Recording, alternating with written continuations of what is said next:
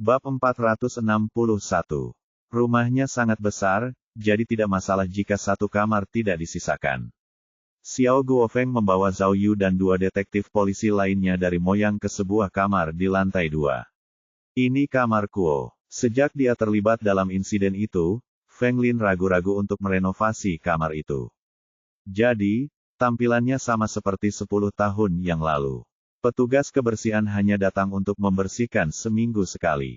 Kemudian, Xiao Guofeng membuka pintu, dan membawa Zhao Yu dan yang lainnya ke dalam kamar. Sebelum masuk, Zhao Yu melihat sekeliling dan menyadari bahwa itu adalah satu-satunya kamar tidur di lantai 2 yang menghadap matahari, jadi itu seharusnya menjadi lokasi terbaik di lantai 2. Dari apa yang dilihatnya, Feng Kuo mendapat perawatan yang sangat baik di rumah saat itu. Setelah memasuki ruangan, tercium bau kuno namun tidak canggih. Ia melihat ke dalam ruangan, dan melihat bahwa dekorasi di ruangan itu juga sangat ketinggalan zaman. Meja tulis kuno terlihat kuno, tempat tidur selebar 1,8 meter tebal dan kokoh, dan bahkan lemari adalah jenis furnitur kuno yang terbuat dari lak. Perabotan ini buatan sendiri, kata Xiao Guofeng. Meskipun kami tidak menggunakan kayu terbaik, perabotan ini akan tetap sama selama 100 tahun lagi. Wah, luar biasa. Detektif polisi di sampingnya bercanda dengan nada sarkastis. Tuan Xiao, nanti kalau kita pindah ke rumah baru, bolehkah kami meminta Anda untuk membuatkan beberapa perabot juga? Kemudian, detektif polisi itu menyadari bahwa komentar ini tidak pantas, ia segera menutup mulutnya. Zhao Yu memperhatikan bahwa ada banyak koleksi ukiran kayu di partisi lemari. Ada figur manusia, hewan, dan bahkan Doraemon. Zhao Yu mengamati ukiran kayu dengan rasa ingin tahu. Kucing robot biru yang dilihatnya saat ini sangat lincah, khususnya, dan pengerjaannya sangat halus dan indah. Jika seseorang tidak memperhatikan dengan saksama, mereka bahkan tidak dapat mengetahui bahwa itu terbuat dari kayu. Xiao Guofeng cepat-cepat menjelaskan, semua benda ini dibuat oleh Kuo. Saat berusia 13 tahun, dia datang ke tempatku. Tak lama kemudian, dia jatuh cinta pada seni ukir kayu. Dan, anak itu sangat berbakat. Lihatlah keterampilannya, karena saat itu hanyalah keterampilan. Namun, dia memahat lebih baik daripada staf senior di pabrikku. Oh, Zhao Yu mengangguk dan bertanya, karena keahliannya, dia punya kesempatan untuk pindah dari penjara Qinsan ke Yunsu. Ya, tapi, Xiao Guofeng membuat gerakan menghitung uang, dan berkata tanpa daya, tapi, ini tetap bagian yang paling penting. Tidak peduli seberapa bagus pengerjaannya, itu tidak dapat bersaing dengan uang. Kemudian, Xiao Guofeng meletakkan salah satu ukiran kayu di tangannya, dan berkata, sebenarnya, Kuo bukanlah anak kandungku, tetapi aku sangat dekat dengan anak ini. Setiap kali aku melihatnya mengukir dengan sungguh-sungguh, aku sangat bahagia. Jika kita benar-benar membawanya ke arah ini saat itu, dia mungkin telah menjadi seorang ahli ukiran kayu yang terkenal, yang dikenal di seluruh negeri. Namun, sayangnya, Feng Lin mengeluh bahwa hal itu akan menurunkan pangkatnya jika ia menjadi seorang pemahat kayu, jadi ia mendorongnya untuk mengembangkan seni pertunjukan, bahkan mendaftarkannya di sekolah film dan produksi. Xiao Guofeng menghela napas, Sebenarnya, meskipun Kuo sangat tampan, karakternya yang tertutup tidak cocok untuk berakting. Tetapi, anak itu berbakti. Dia tidak ingin mengecewakan harapan Feng Lin untuknya. Saya, sebagai ayah tiri, juga tidak bisa berkata banyak. Saya hanya bisa menyetujui keputusan mereka. Tetapi, pada akhirnya, jika bukan karena anak itu mengetahui keterampilannya dalam mengukir kayu, Tuhan tahu betapa banyak siksaan yang akan dia alami di penjara itu. Lalu, apakah Feng Kuo tahu tentang ibunya? Zhao Yu meletakkan ukiran kayu itu dan bertanya. Bagaimana dengan ibunya? Pikir Xiao Guofeng, lalu perlahan mengerti apa yang dimaksud Zhao Yu. Ia menjawab, maksudmu pendarahan otak? Ya, benar. Setelah kondisi Feng Lin stabil, aku menceritakannya kepadanya saat aku mengunjunginya di penjara Yunsu. Anak itu, tentu saja, sangat sedih. Menurutmu? Zhao Yu bertanya lagi, karena Feng Kuo adalah anak yang berbakti, setelah dia melarikan diri dari penjara, apakah dia akan datang mengunjungi ibunya. Ini, Xiao Guofeng tidak tahu harus berkata apa. Dia tergagap dan menjawab, bagaimana aku bisa tahu? Aku bahkan tidak mengerti mengapa anak itu bisa kabur dari penjara. 9 tahun lagi, dan dia akan bisa pulang. Dia baru berusia 40 tahun saat itu, dan dia masih akan memiliki masa depan yang cerah di depannya. Tapi, lalu, semuanya hancur, anak ini. Mata Xiao Guofeng memerah saat berbicara. Dapat dikatakan bahwa dia memiliki perasaan tertentu terhadap Feng Kuo. Setelah itu, Zhao Yu mengajukan beberapa pertanyaan tentang hubungan manusia lainnya dengan Feng Kuo. Untuk mengetahui apakah dia tahu siapa yang mungkin menjadi rekan Feng Kuo. Xiao Guofeng berpikir keras, tetapi dia tidak tahu. Dia berkata bahwa Feng Kuo ada di penjara, dan meskipun dia dekat dengan orang-orang, mereka tidak akan membantunya melarikan diri dari penjara. Dia bahkan berkata bahwa jika dia menemukan rekan Feng Kuo, dia akan menceramahinya sendiri. Karena dalam benaknya, dengan kaki tangan yang membantu Feng Kuo melarikan diri dari penjara, itu sebenarnya tidak membantunya, tetapi menghancurkannya. Setelah itu, dengan bantuan Xiao Guofeng, Zhao Yu menemukan beberapa barang yang pernah digunakan Feng Kuo di masa lalu. Ia mencari-cari dan akhirnya menemukan foto Feng Kuo, Liu Jiao, dan Lan Xuping di sebuah album. Dalam foto-foto itu, sebagian besar adalah foto-foto penampilan mereka. Mereka tampil berbeda-beda, dengan berbagai pakaian dan parodi yang beragam. Meskipun hanya ada foto-foto, dari detail foto-foto itu, Zhao Yu berhasil berspekulasi tentang sesuatu dari mereka. Liu Jiao membawa citra seorang gadis remaja yang suka bermain-main, karena dia menarik telinga Feng Kuo atau menarik rambut Lan Xuping. Dari sini, dia bisa tahu bahwa Liu Jiao seharusnya adalah gadis yang suka bermain-main dan santai. Lan Xuping juga seorang yang ekstrovert. Postur tubuhnya di foto-foto itu semuanya berlebihan, dengan gerakan-gerakan besar, dan ekspresi wajahnya sangat kaya. Namun Feng Kuo berbeda, dia hampir tidak menggunakan ekspresi wajah yang berlebihan. Dia selalu tampak tenang, namun khawatir. Namun, Feng Kuo memang tampan. Ia mewarisi berbagai kelebihan yang dimiliki Feng Lin, sementara Lan Xuping jauh lebih lemah dalam hal penampilan dan bentuk tubuhnya. Karena itu, tidak mengherankan jika Liu Jiao akhirnya memilih Feng Kuo. Sepanjang sore, Zhao Yu mengumpulkan informasi di rumah Feng Kuo, sementara dua detektif polisi dari Moyang mengira Zhao Yu hanya mencari petunjuk tentang pelarian Feng Kuo dari penjara. Jadi, mereka tentu saja tidak terlalu memikirkan kehadirannya di sana. Penyelidikan berakhir saat matahari terbenam, dan Zhao Yu mengucapkan selamat tinggal kepada kedua rekannya, lalu meninggalkan rumah Feng Kuo. Yang di luar dugaan Zhao Yu adalah sebelum dia pergi, kedua detektif polisi itu berdiri tegak dan memberi hormat kepadanya dengan salam standar. Salah satu dari mereka bahkan meneteskan air mata di sudut matanya. Awalnya Zhao Yu bingung, tetapi kemudian dia menyadari bahwa detektif polisi tahu bahwa pendeta Tao, Yuan Sucai, yang telah membunuh Fu Jianxing dan yang lainnya, ditangkap oleh Zhao Yu dalam keadaan hidup. Mereka berdua sangat dekat dengan detektif polisi yang telah meninggal. Kemudian, ketika mereka mengenal Zhao Yu, mereka bersyukur bahwa Zhao Yu menangkap pembunuhnya dan membalas dendam untuk Fu Jianxing dan yang lainnya. Selain itu, hal itu mengingatkan mereka pada teman-teman mereka yang telah meninggal. Zhao Yu dengan cepat menghibur mereka, dan kedua detektif polisi itu menyiratkan bahwa, jika Zhao Yu membutuhkan bantuan unit investigasi kasus utama Moyang, mereka akan memberikan segalanya, tanpa alasan apapun. Zhao Yu mengucapkan terima kasih dan berpamitan. Fiuh. Kembali ke mobil, Zhao Yu mendesah berat. Setelah seharian melakukan kunjungan ke lokasi, meskipun tidak banyak hasil yang didapat, Zhao Yu mendapatkan perasaan dan wawasan yang lebih mendalam tentang apa yang dirasakan orang tersebut, dan dengan demikian, ia yakin bahwa ia telah selangkah lebih dekat untuk memecahkan kasus tersebut. Namun, jika dia ingin terus menyelidiki di tempat kejadian perkara, maka hal itu harus dilakukan secara menyeluruh. Jadi, dengan mengingat hal itu, meskipun langit mulai gelap, Zhao Yu masih punya satu tempat lagi untuk dikunjungi. Itu adalah tempat kejadian perkara, tempat kasus pembunuhan apartemen terjadi 10 tahun yang lalu. Bab 462.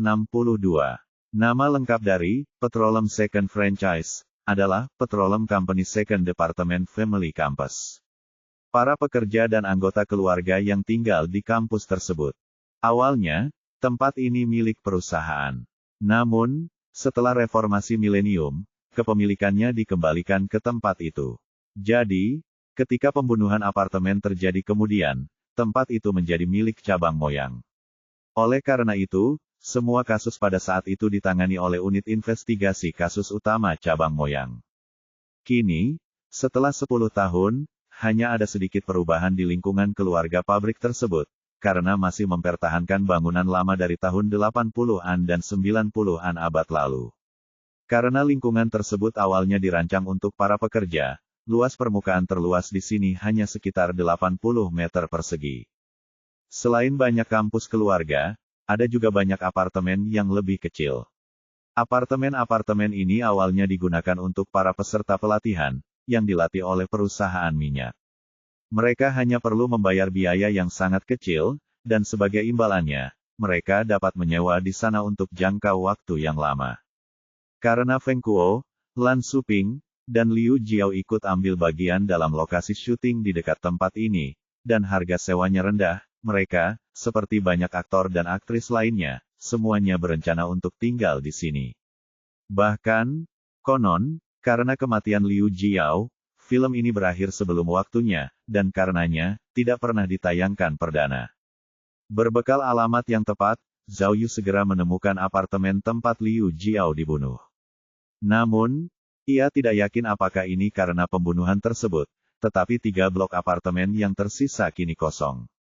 Setiap blok apartemen terdiri dari 3 blok satu lantai, dengan koridor panjang di sisinya, yang menghadap matahari, dan menghubungkan semua ruangan.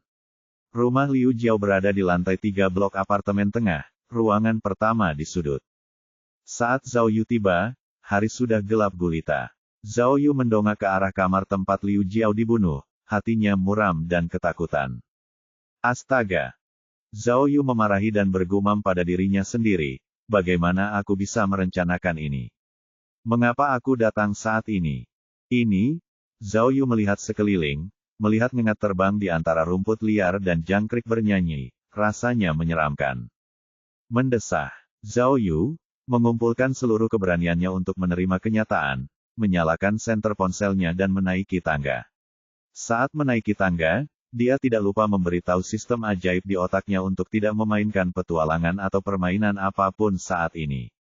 Kalau tidak, dia bisa ketakutan setengah mati. Tangga beton apartemen itu ditutupi rumput liar. Tempat tinggal ini pasti sudah lama ditinggalkan begitu saja.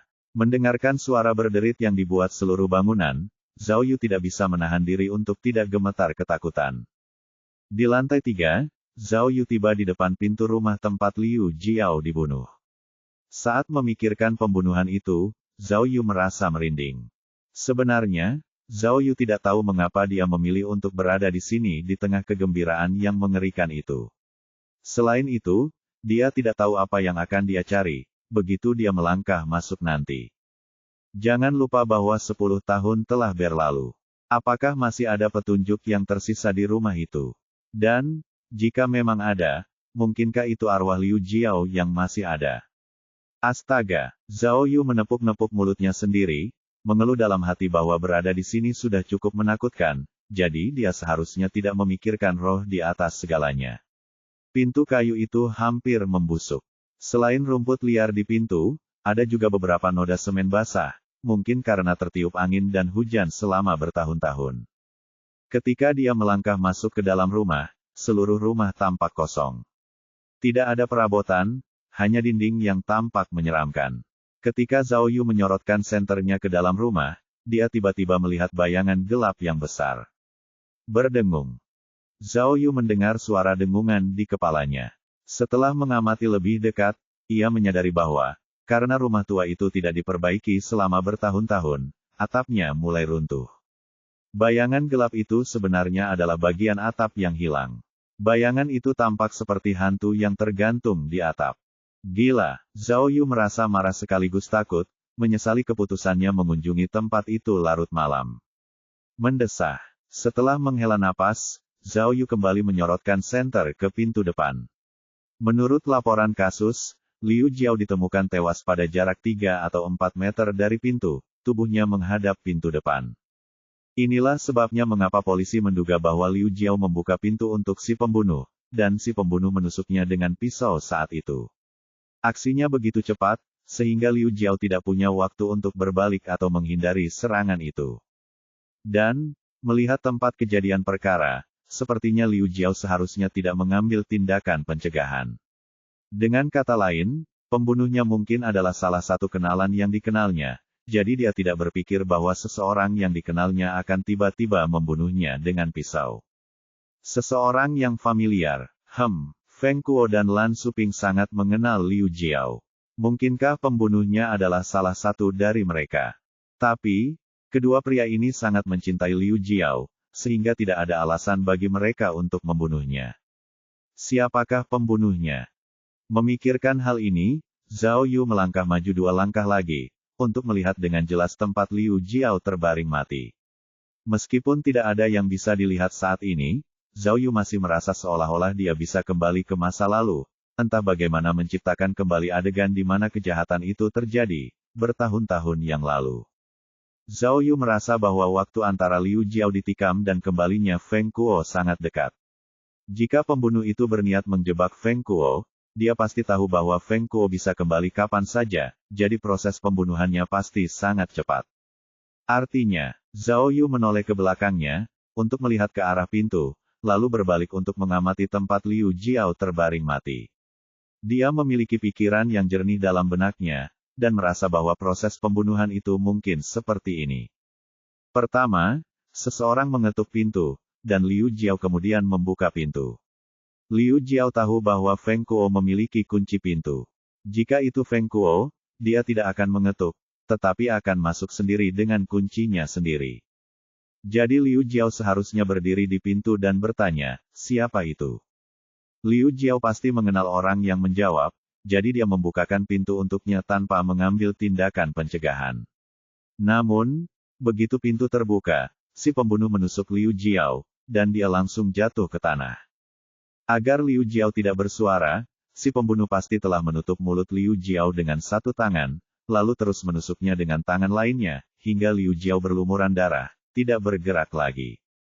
Khawatir bahwa Feng Kuo akan kembali kapan saja, setelah pembunuhan itu dilakukan, si pembunuh akan melarikan diri dari tempat kejadian dengan senjata pembunuhnya. Namun, dia pasti tidak menyangka bahwa Liu Jiao tidak akan mati di tempat. Karena, saat masih hidup beberapa saat terakhir, dia menulis 2 goresan misterius karakter Cina dengan darahnya. 2 pukulan. Dengan pemikiran ini, Zhao Yu menjelajahi area tersebut lebih jauh. Namun, saat dia melangkah maju, dia tiba-tiba mendengar suara berderak, datang dari luar. Gila, karena Zhao Yu sudah dalam kondisi mental yang gugup, mendengar suara yang tiba-tiba dan tajam itu, membuat bulu kuduknya berdiri dan mati rasa. Hampir saja ia terjatuh ke tanah. Oh tidak, mungkinkah cerita hantu itu benar? Meskipun Zhao Yu sangat ketakutan, dia masih berhasil berlari keluar rumah secepat yang dia bisa. Tanpa diduga, saat ia melangkah ke koridor luar, ia melihat sesuatu melayang di kejauhan saat mengintip melalui pagar berkarat. Itu adalah bayangan manusia. Bab 463. Zhao Yu ketakutan. Ia berpikir, apa yang terjadi? Aku takut akan muncul, jadi mengapa sosok itu tiba-tiba muncul entah dari mana? Mengapa ia melayang? Apakah itu? Apakah benar-benar ada hantu? Liu Jiao. Zhao Yu dengan cepat menggenggam kedua tangannya dan bergumam, aku di sini untuk membalas dendam, kau tidak bisa, tidak bisa. Tepat saat dia mengatakan itu, dia tiba-tiba melihat bayangan di lantai bawah bersembunyi di sudut, lalu tiba-tiba berguling ke bawah. Ketika dia melihat lebih dekat, dia menyadari bahwa sosok itu adalah manusia hidup. Orang itu telah tersandung dan jatuh. Apaan? Tanda seru. Mengejutkan saya. Tetapi, Zhao Yu tiba-tiba mengalihkan perhatiannya dan teringat sesuatu. Ya Tuhan! Hari ini, saya mendapat heksagram, Gen. Apakah itu? Apakah orang itu adalah Feng Kuo? Zhao Yu memikirkan hal ini, dan tiba-tiba merasakan kemungkinan besar itu. Karena lokasinya terpencil, tidak akan ada orang yang akan menerobos masuk. Jika Putri Lan Xuping disembunyikan di sini, tentu saja itu akan menjadi tempat persembunyian yang bagus. Dan, Liu Jiao meninggal di sini, jadi mungkin Feng Kuo memiliki hubungan yang rumit. Pada saat itu, orang yang terjatuh itu sudah berdiri di antara semak-semak, dan jelas ingin melarikan diri. Zhao Yu tidak dapat berpikir lebih jauh, tetapi segera berlari ke bawah. Tangga masuk gedung tempat Zhao Yu berada adalah satu-satunya jalan yang menghubungkan keluar.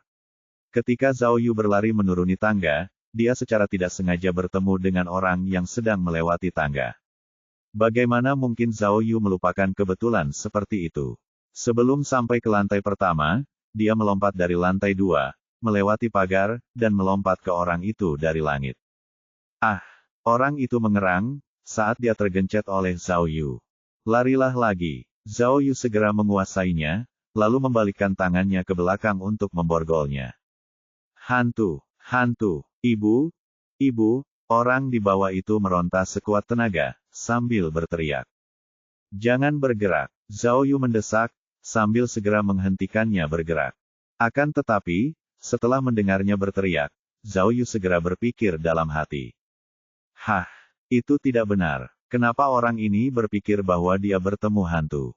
Dia bahkan berteriak memanggil ibunya. Kemudian, Zhao Yu membalikkan wajahnya, dan menyorotkannya dengan senter ponselnya. Dia melihat bahwa orang itu adalah seorang pemuda, yang baru berusia 20 tahun. Wajahnya pucat karena ketakutan. Hah! Akhirnya, Zhao Yu menyadari kesalahannya. Orang ini, tidak terlihat seperti. Ah! Kau bukan hantu. Pemuda itu melihat Zhao Yu memegang telepon genggamnya, dan akhirnya sadar kembali. Ia bertanya dengan keras, siapa kau? Apa yang kau lakukan? Polisi. Zhao Yu menepuk borgolnya, dan bertanya, apa yang sedang kamu lakukan? Polisi. Ulang pemuda itu, kesadarannya mulai pulih. Ia kemudian merasa rileks, ketika menjawab, polisi, aku di sini untuk menangkap jangkrik. Menangkap jangkrik tidak melanggar hukum, kan? Apaan nih? Zhao Yu kemudian menyeret orang itu dari tanah, dan mengamatinya dari atas ke bawah. Kemudian, dia melihat alat yang digunakannya untuk menangkap jangkrik. Cek, apakah itu benar-benar sebuah kesalahan? Aku bertanya padamu, Zhao Yu segera berteriak, jika kau menangkap jangkrik, maka tangkap saja jangkrik. Mengapa kau berlari? Mengapa kau membuat gerakan besar seperti itu? Kaleng jangkrikku, semuanya pecah. Ya ampun, kau mengejutkanku. Pemuda itu terengah-engah saat berbicara, aku tahu gedung ini berhantu. Oh tidak, maksudku ada yang meninggal di sini. Tapi, hari ini suara jangkriknya sangat keras, dan aku tidak bisa menahan diri untuk tidak datang. Tuhan tahu, ketika aku menangkap jangkrik, aku mendongak dan melihat ruangan tempat seseorang meninggal di sana sebelumnya, dan ruangan itu terang, dan ada bayangan manusia. Bagaimana mungkin aku tidak takut? Kemudian, pemuda itu hampir pingsan, dan mengakui, saya takut, dan saya memecahkan kaleng kriket. Saya sangat takut, sampai-sampai saya tidak tahu apakah saya sanggup lari. Ternyata, Anda manusia. Ayo, Anda mengejutkan saya. Persetan. Zhao Yu mengumpat, dan membuka borgol. Dia berkata, saya polisi, dan saya di sini untuk menyelidiki, jadi dari mana hantu itu berasal. Anda begitu bebas, sampai-sampai Anda datang ke sini untuk menangkap jangkrik, dan mengejutkan saya. Apakah Anda tahu itu? Kawan, salahku, pemuda itu membungkuk sambil berbicara, jangan khawatir. Lain kali, bahkan jika kau memberiku 100 nyali, aku tidak akan berani datang ke sini. Itu tidak benar. Pemuda itu tiba-tiba teringat dan bertanya, Tuan Polisi, mengapa Anda datang untuk menyelidiki di malam hari? Apakah ada sesuatu yang terjadi? Zhao Yu melihat sekeliling dan berkata, ayo kita pergi ke suatu tempat yang ada lebih banyak manusia, untuk berbicara. Apakah menurutmu Yin tidak cukup kuat? 5 menit kemudian, Zhao Yu membawa pemuda itu ke alun-alun di gedung keluarga. Ada orang-orang yang makan malam, berjalan-jalan, bahkan ada yang berdansa. Mereka berdua menemukan rumah musim panas yang sejuk, dan duduk. Zhao Yu kemudian membuka kunci ponselnya, dan menunjukkan foto Feng Kuo kepada pemuda itu. Lihat, apakah kamu baru saja melihat orang ini? Tanyanya kepada pemuda itu. Pemuda itu menoleh dan menggelengkan kepalanya, berkata, tidak pernah. Oh, Pak Polisi, Anda di sini untuk menangkap seseorang. Mengapa? Apakah Anda khawatir orang itu bersembunyi di tempat-tempat itu tadi? Ya, Zhao Yu mengikuti alur pembicaraan. Seharusnya tidak, kata pemuda itu, beberapa hari ini, Daliu dan San Bai selalu ada di sana untuk menangkap jangkrik. Kalau memang ada orang yang bersembunyi di sana, seharusnya kita sudah mengetahuinya sejak lama. Oh, Zhao Yu mengangguk. Sepertinya Feng Kuo tidak bersembunyi di sana. Tapi, kamu tidak tahu. Pemuda itu menelan ludah dan berkata, ruang yang kamu masuki tadi, ada yang meninggal di sana waktu itu. Ayo, tadi, aku benar-benar ketakutan. Berapa umurmu tahun ini? Zhao Yu tiba-tiba bertanya. 19, kenapa? Tanya pemuda itu sambil mengeluarkan sebungkus rokok dari saku belakangnya. Ia hendak menyalakan satu. Zhao Yu tiba-tiba menyambar rokok itu dan menghancurkannya. Katakan padaku, tentang kasus pembunuhan itu, apa yang kamu ketahui? Rokok? Pemuda itu tidak berani mencoba menyalakan rokoknya untuk kedua kalinya, tetapi menjawab dengan jujur, saat itu aku masih anak-anak. Aku hanya ingat, setelah seseorang meninggal, semua orang di gedung keluarga terkejut. Tempat sekecil itu punya kasus pembunuhan, jadi bukankah itu mengerikan? Kami semua anak-anak terjebak di rumah sepanjang hari, dan tidak bisa pergi kemanapun. Kudengar, orang yang meninggal itu dari tempat lain, dia perempuan. San Bai? Ya, San Bai juga pergi melihat mayatnya. Setelah itu, dia kencing di tempat tidurnya selama sebulan penuh. Kemudian, pemuda itu mulai bercerita banyak hal, yang pada dasarnya tidak relevan dengan kasus tersebut. Zhao Yu harus mengubah cara berpikirnya, jadi dia bertanya, izinkan saya bertanya, apakah ada banyak restoran di sekitar Waralaba kedua? Apakah Anda ingat yang bernama Bin Restaurant? Restoran Bin adalah tempat Lan Suping minum saat itu. Lan Suping sedang minum di restoran itu malam itu, ketika Liu Jiao terbunuh. Zhao Yu ingin memperkirakan jaraknya, dan melihat apakah Lan Suping memiliki kemungkinan untuk melakukan kejahatan itu. Restoran kacang, pikir pemuda itu dan menjawab, ya, letaknya persis di luar pintu masuk Waralaba kedua. Tepat di sebelah Si Sanzong. Restorannya tidak besar, tetapi mereka memasak hidangan dan menyajikan bir dengan tusuk sate. Wah, menarik sekali. Zhao Yu tidak menyangka restoran itu masih ada setelah 10 tahun. Pemuda itu berdiri dan menepuk-nepuk debu di pantatnya. Dia berkata, ayo pergi. Lagi pula aku tidak ada urusan. Aku akan mengantarmu ke sana. Bab 464. Hah, apa ini? Pemuda itu bergegas ke restoran Bin, lalu, sesampainya di sana, membaca selembar kertas putih yang ditempel di pintu penutup. Karena keluarga kami sedang ada acara bahagia, restoran kami akan tutup selama 8 hari. Ups, pemuda itu berbalik dan berkata kepada Zhao Yu, lalu melanjutkan, beruntungnya, keluarga mereka punya acara bahagia yang harus dihadiri. Zhao Yu melihat sekeliling. Restoran Bin tampak kumuh, dindingnya penuh noda minyak, dan pintu serta jendelanya pecah. Bahkan satu kata dari papan nama pun hilang. Jangan remehkan tempat ini, kata pemuda itu, seolah-olah dia merasakan apa yang dirasakan Zhao Yu tentang tempat ini. Banyak orang datang ke sini untuk makan. Hidangannya asli, dan sate dombanya cukup segar. Terkadang, ada pelanggan yang minum semalaman. Ini seperti kantin malam. Hahaha, Pak Polisi, apa yang Anda cari di restoran ini?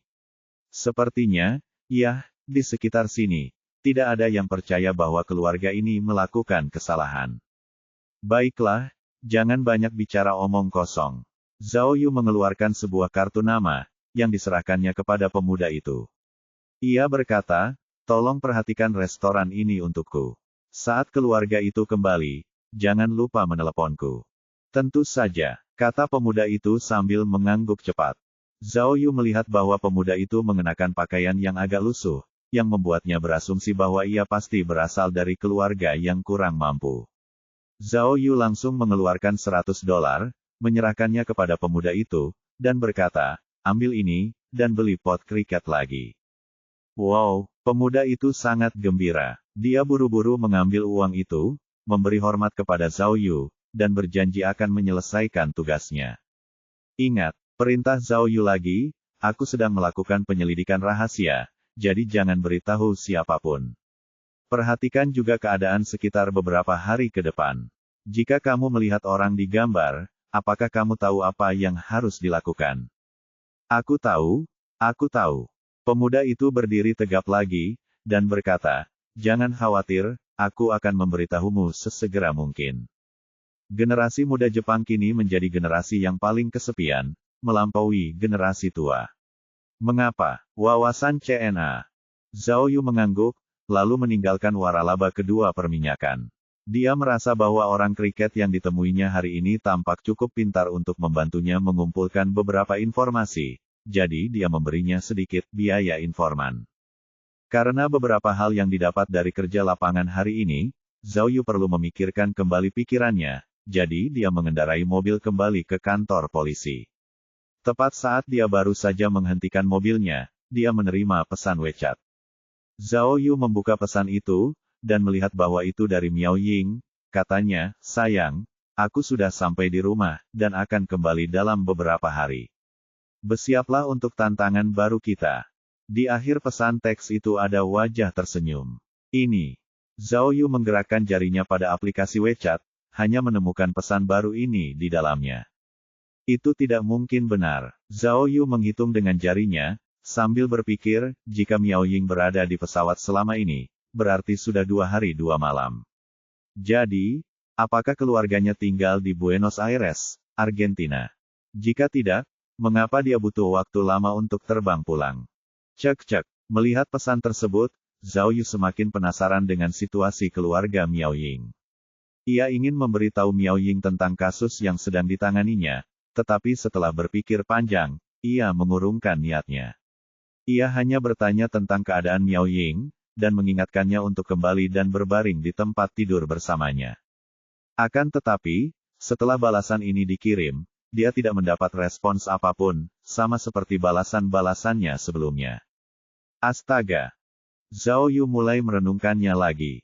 Mungkinkah, rumah Miao Ying dijaga sangat ketat, bahkan sinyal Wi-Fi pun tidak diizinkan. Aneh sekali. Namun, teks Miao Ying yang menyebutkan, tantangan baru, memang membuat Zhao Yu sangat bersemangat. Dia punya firasat bahwa kepulangan Miao Ying mungkin demi buku catatan kulit kuning itu. Dia pasti telah mencoba membujuk ibunya agar mengizinkannya dan Zhao Yu mengajukan lamaran bersama, untuk jabatan sebagai penyelidik khusus. Dari apa yang terlihat, dia merasa bahwa kemungkinan dia mendapatkan identitas baru sebagai penyidik khusus sangat tinggi. Mengesampingkan masalah keluarga Miao Ying, Zhao Yu bergegas kembali ke kantor. Tidak peduli apa yang akan terjadi di masa depan, tidak ada ruang untuk menunda dalam kasus ini. Tanpa diduga, setelah kembali ke kantor, bahkan sebelum Zhao Yu sempat menyapa rekan-rekannya yang bertugas, Mao Wei tiba-tiba berlari ke arahnya dari kelompok B yang berseberangan. Zhao Yu, kamu sudah kembali. Lihat ini, Mao Wei sangat gembira, lalu berlari menghampiri, menyerahkan ponselnya kepada Zhao Yu, dan berkata, saat kami sedang melihat-lihat video di dekat lokasi penculikan, kami menemukan ini. Cepat, lihatlah. Zhao Yu mengambil alih ponselnya, dan melihat sebuah video diputar di layarnya.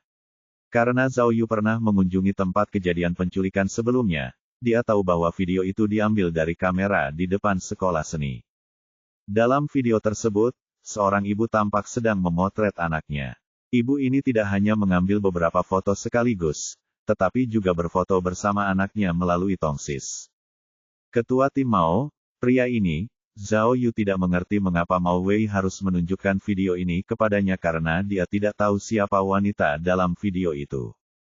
Tidak, Xiao Zhao, lihat baik-baik. Mao Wei menunjuk wanita itu dan berkata, lihatlah waktu foto itu diambil. Itu adalah waktu yang sama ketika Putri Lan Suping diculik. Oh, saat Mao Wei berbicara, Zhao Yu langsung mengerti maksudnya. Zhao Yu membuka matanya lebar-lebar, menatap Mao Wei, dan berkata, maksudmu, ponsel wanita ini mungkin telah menangkap sesuatu yang tidak terekam oleh kamera pengintai. Ya, lihat sudut foto selfie itu. Mao Wei mengingatkan, sudutnya menghadap tepat ke titik buta, di mana tidak ada kamera pengintai yang terpasang. Aku sudah mengirim Xiao Liu dan timnya untuk mencari wanita ini. Bahkan jika butuh waktu semalaman, kita pasti akan menemukan foto-foto itu. Hebat, hebat. Zhao Yu mengacungkan jempol kepada Mao Wei. Tidak disangka mereka bisa menemukan petunjuk tersembunyi seperti itu. Kita benar-benar harus memperhatikan setiap detailnya, kata Mao Wei dengan nada serius. Sekarang, berita tentang pengakuan Lan Suping sudah disiarkan di TV. Dan polisi juga sudah menyusun dokumen penangkapan. Mao Wei melanjutkan, meskipun pengakuan itu telah menimbulkan kehebohan, masih belum ada berita tentang anak yang diculik itu. Ini berarti Feng Kuo tidak akan melepaskan anak itu dengan mudah. Oh, ya, saat Mao Wei melanjutkan, dia menarik Zhao Yu ke samping dan berbisik, saya mendengar orang-orang dari cabang Luan mengatakan bahwa cabang kami tidak dapat menangani kasus ini lebih lama lagi. Para pemimpin khawatir keterlibatan Feng Kuo dalam penculikan itu tidak dapat lagi disembunyikan. Jika suatu hari nanti Biro Provinsi mengetahui bahwa kami menyembunyikan kebenaran, mereka pasti akan marah. Siapa yang sanggup memikul tanggung jawab seperti itu? Setelah jeda sebentar, dia melanjutkan pikirannya, bertanya, siapa tahu. Mungkin besok pagi, Biro Provinsi akan tahu tentang penculikan itu. Pada saat itu, jika berita penculikan itu sampai ke telinga Feng Kuo, sandera itu akan berada dalam situasi yang sangat berbahaya. Setelah mendengar apa yang dikatakan Mao Wei, Zhao Yu tidak dapat menahan perasaan sedikit gugup. Memang, sebagai seorang pemimpin, tekanannya sangat besar. Jika sesuatu terjadi pada sandera, konsekuensinya tidak akan terpikirkan. Selanjutnya, Mao Wei menjelaskan beberapa hal lagi kepada Zhao Yu, sebelum kembali ke tim B. Karena keadaan khusus malam ini, banyak petugas yang kompeten dari tim A Zhao Yu tetap tinggal di kantor, termasuk Zhang Jingfeng, Liang Huan, dan Li Beini. Zhao Yu mendekati mereka sebentar, lalu pergi ke papan tulis dan mulai menyisir pikirannya. Pertama-tama, Zhao Yu melukis apartemen Liu Jiao, Villa Feng Kuo, tempat Liu Jiao syuting, dan restoran Bin, semuanya secara proporsional, di papan tulis. Setelah itu, segitiga sama sisi yang sempurna tiba-tiba muncul di antara bangunan yang dilukis. Studio film, rumah Feng Kuo, dan apartemen Liu Jiao adalah 3 titik segitiga sama sisi, sedangkan restoran Bin terletak di tengah studio film dan apartemen Liu Jiao. Faktanya, di antara keempat titik tersebut, jarak antara 2 titik sangat pendek. Untuk menempuh perjalanan dari rumah Feng Kuo ke apartemen Liu Jiao, hanya butuh waktu 10 menit. Dan jika menggunakan sepeda listrik, tidak akan memakan waktu lebih dari 2 menit. Terlebih lagi, jarak dari restoran Bin ke apartemen Liu Jiao bahkan lebih dekat. Begitu dekatnya, sehingga cukup waktu bagi Lan Suping untuk membuat alasan, seperti pergi ke toilet, lalu berlari ke apartemen Liu Jiao untuk membunuhnya. Cek-cek, Zhao Yu terus mendecak lidahnya. Dia tidak tahu mengapa Interpol, yang bertanggung jawab atas penyelidikan, telah menetapkan Lan Suping sebagai tersangka pembunuhan. Mengapa? Tunggu. Oh, tiba-tiba, Zhao Yu teringat alasan mengapa mereka bisa mengesampingkan kemungkinan itu. Kemungkinan besar karena, menurut kesaksian para saksi, Lan Suping minum anggur di restoran Bin sepanjang malam, dari jam 7 malam hingga jam 12 tengah malam. Selain itu, teman sekelasnya, yang minum bersamanya, yang mengantarnya pulang hari itu. Ini berarti, meskipun Lan Suping telah meninggalkan restoran saat ia minum untuk membunuh Liu Jiao, tidak ada cara untuk menjelaskan bagaimana ia menjebak Feng Kuo dengan menyembunyikan senjata pembunuh di rumahnya. Ia sama sekali tidak punya waktu, atau kesempatan, untuk menyembunyikan senjata pembunuh di kamar tidur Feng Kuo. Mengingat hal ini, kecurigaan terhadap Lan Xuping menjadi sangat rendah. Jika Lan Xuping tidak lagi mencurigakan, dan Feng Kuo dijebak, mungkinkah orang lain telah membunuh Liu Jiao? Memikirkan hal ini, Zhao Yu mengambil spidol merah, lalu menggambar lingkaran merah besar di sekitar nama seseorang di papan tulis. Nama di lingkaran merah itu adalah Xiao Zhen, saudara tiri Feng Kuo. Zhao Yu merasa, kalau ada orang lain yang curiga, maka dialah orangnya. Bab 465. Mengenai Xiao Zhen, Zhao Yu punya kecurigaan ganda. Apakah dia pembunuhnya, atau kaki tangannya? Meskipun, ketika dia sedang menyelidiki di rumah Feng Kuo hari itu, dia tidak berhasil melihat Xiao Zhen, tetapi dia tetap mengalihkan fokusnya kepada orang itu. Xiao Zhen adalah saudara laki-laki Feng Kuo yang tidak memiliki hubungan darah, lebih muda 2 tahun dari Feng Kuo. Feng Kuo tidak hanya tampan, bakatnya dalam mengukir kayu juga mendapat apresiasi dari ayahnya. Lalu, memiliki saudara seperti itu, apakah Xiao Zhen akan cemburu, dan melakukan tindakan pembunuhan untuk menjebak Feng Kuo? Coba bayangkan, ibu tirinya adalah seorang aktris cantik. Lihatlah ibu tiri yang cantik itu, yang telah membawa saudara laki-laki yang tidak memiliki hubungan darah dan menerobos masuk ke rumahnya. Apakah Xiao Zhen dapat menerimanya sepenuhnya? Jika dia menjebak Feng Kuo atas pembunuhan, apakah itu akan membantunya melindungi posisinya dalam keluarga yang sedang dalam bahaya? Pikirkan baik-baik, siapa yang bisa dengan mudah menyembunyikan senjata di kamar tidur Feng Kuo? Mungkinkah Xiao Zhen, yang merupakan keluarga, dengan mudah melakukannya? Hal terpenting adalah, ketika Liu Jiao meninggal, dan meninggalkan 2 tetes darah, apakah dia menulis kata, Xiao? Jangan lupa bahwa itu bisa jadi akar rumput untuk kata, Xiao, karena diperlukan sebelum goresan vertikal. Jika seseorang menulisnya dengan santai, bukankah itu akan berubah menjadi 2 tetes? Mungkinkah, orang yang membunuh Liu Jiao dan menjebak Feng Kuo atas pembunuhan itu, benar-benar Xiao Zhen? Zhao Yu menatap nama Xiao Zhen untuk waktu yang lama. Ia mulai merenungkan kemungkinan spekulasi ini. Namun, dikombinasikan dengan informasi saat itu, Zhao Yu dengan cepat menepis beberapa spekulasi tersebut. Pertama, menurut pengakuan Xiao Guofeng, Feng Kuo dan Xiao Zhen cukup dekat. Saat itu, ketika keluarga itu bersatu kembali, Feng Kuo berusia 13 tahun dan Xiao Zhen berusia 11 tahun. Mereka berdua bukan anak-anak lagi. Ditambah lagi, usia mereka berdekatan, dan mereka menjadi teman bermain, dan hidup rukun. Konon, Xiao Zhen dengan sukarela memberikan kamar di lantai 2 kepada Feng Kuo, dan Feng Kuo selalu membantu Xiao Zhen mengerjakan pekerjaan rumahnya. Selain itu, mereka berdua memiliki hobi yang sama, karena mereka berdua sangat menyukai ukiran kayu.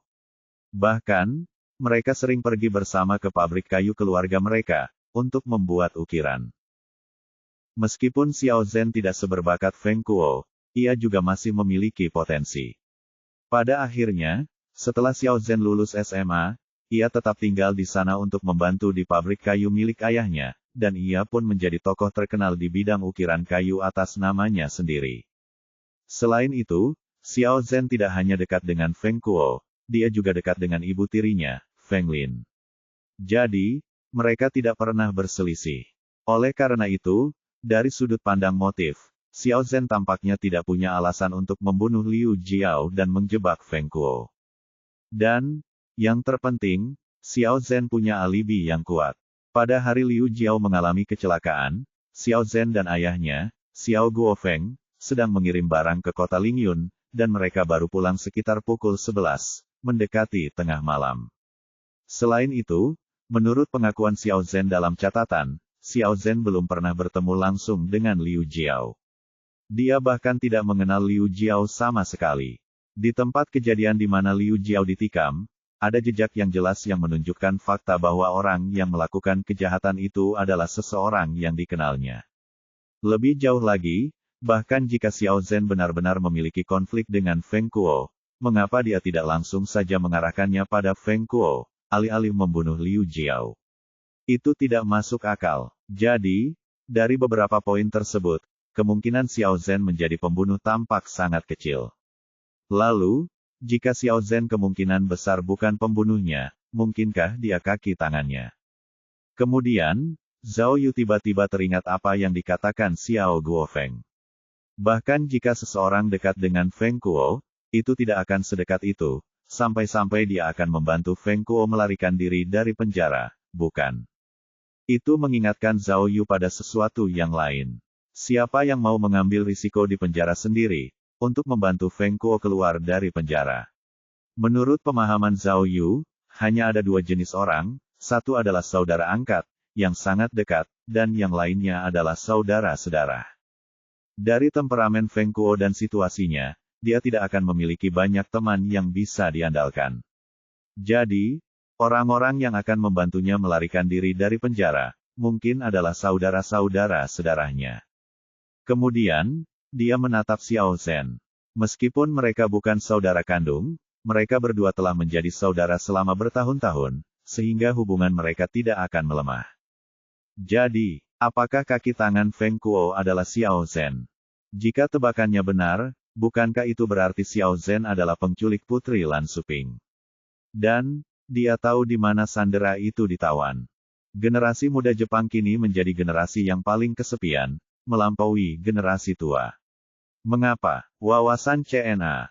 Kemudian, Zhao Yu segera memeriksa daftar nama pengunjung penjara Feng Kuo.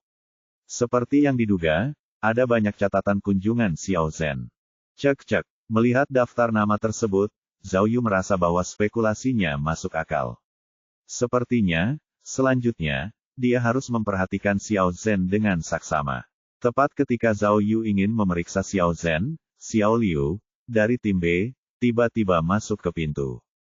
Ketua tim Zhao, Ketua tim Zhao. Xiao Liu segera berjalan ke arah Zhao Yu sambil memegang telepon genggam.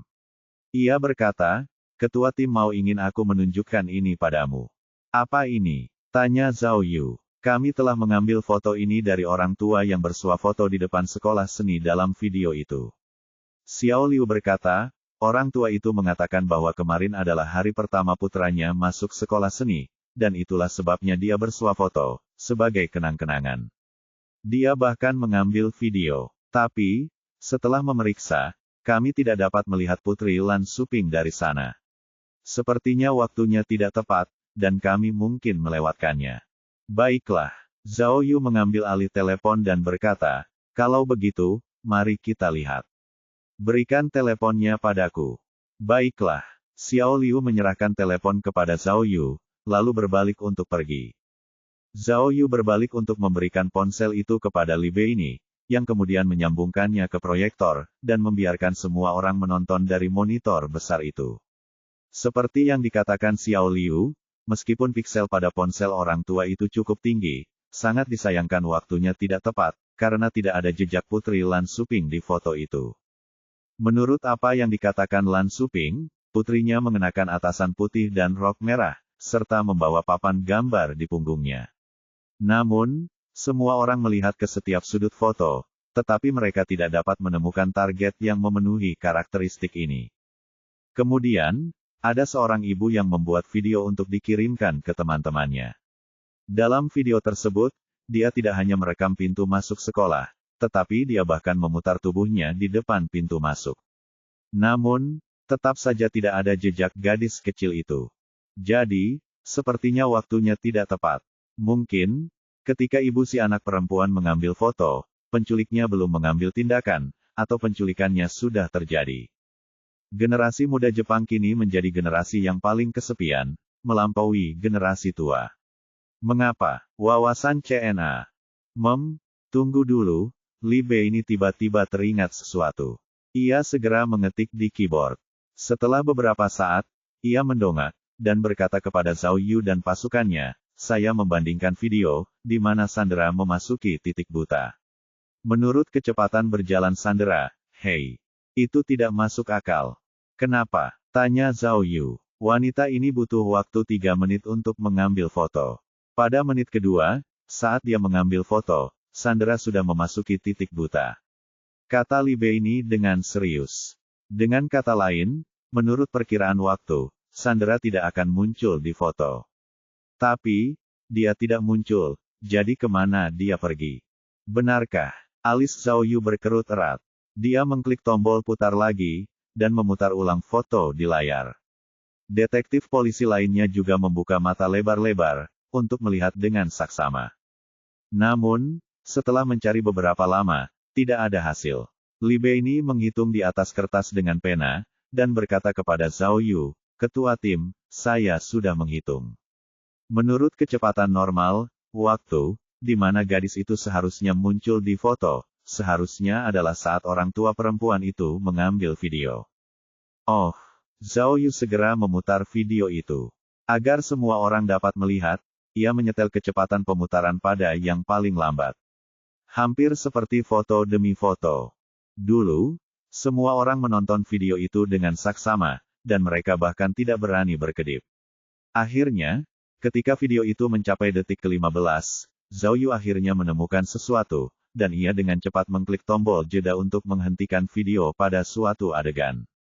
Kemudian, dia melangkah lebar di depan proyektor, dan menunjuk ke sudut kanan atas, sambil berkata, benda ini, kurasa aku pernah melihatnya di suatu tempat sebelumnya." Semua orang mendengar ini, dan berdiri dengan gembira. Mereka melihat ke arah yang ditunjuk Zhao Yu. Zhao Yu menunjuk seorang wanita, yang tinggi, dan membelakangi kamera. "Bro, itu wanita. Kenapa kamu mengatakan sesuatu?" Li Beini bertanya dengan bingung. "Bukan manusia. Benda itu." Zhao Yu menunjuk ke monitor, dan berkata, "Lihat, syal yang dikenakan wanita itu. Aku yakin aku pernah melihat syal itu sebelumnya. Dan itu baru saja terjadi." "Apa, syal?" Semua orang melihat lagi, dan, di leher wanita itu, benar-benar ada syal. Perbesar, lebih besar." Li Beini segera maju ke depan untuk menekan tombol perbesar, dan memperbesar gambar ke arah syal itu. "Apa ini?" Zhang Jingfeng berada lebih dekat ke monitor, jadi dialah yang pertama kali melihatnya, dan berseru, "Gambar di syal itu, bunga matahari, kan?" "Apa, bunga matahari?" Zhao Yu terkejut, jari-jarinya gemetar, saat dia berkata, Aku ingat. Aku ingat, di mana aku pernah melihatnya." "Dari mana, bro?" tanya Li Beini lagi. Di rumah Lan Suping." Zhao Yu mengernyitkan alisnya dan mengenang, "Benar sekali, itu di rumahnya." Bab 466. Apa? Setelah mendengar pidato Zhao Yu, para penyelidik semuanya terkejut dan tidak percaya. "Senior, Anda pasti bingung, apa yang Anda bicarakan?" tanya Li Beini. "Syal dan Sandera, dan rumah Lan Suping, apa hubungan mereka semua?" "Tidak." Zhao Yu merasa sedikit bingung. Dia mencubit pelipisnya, sambil berkata, Aku ingat bahwa aku melihat syal ini di rumah Lan Suping. Astaga, aku pergi ke sana hari ini, tapi bagaimana mungkin aku tidak ingat?" "Xiao Zhao, apakah kau mencoba mengatakan?" Zhang Jingfeng menatap layar proyeksi dan berkata, "Kau mencoba mengatakan bahwa orang yang menculik gadis kecil itu adalah istri Lan Suping. Dan, bahwa ini adalah acara realitas yang dibuat oleh seluruh keluarga." Tebakan Zhang Jingfeng membuat semua orang tercengang, mata mereka terbelalak. "Tidak." Zhao Yu menggelengkan kepalanya dan berkata, "Jangan bicara. Biarkan aku berpikir, pikirkanlah." Zhao Yu memegangi kepalanya, berusaha keras mengingat.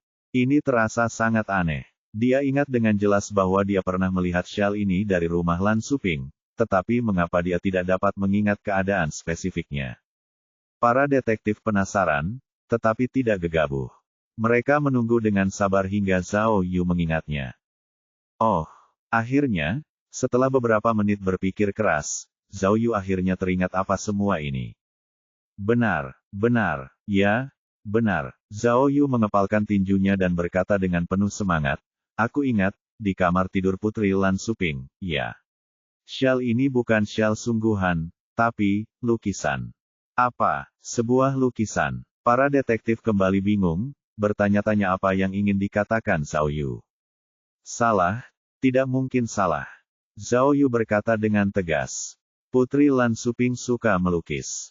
Ada banyak lukisan di dinding kamar tidurnya, semuanya dilukis olehnya, dan aku memuji gambarnya saat melihatnya.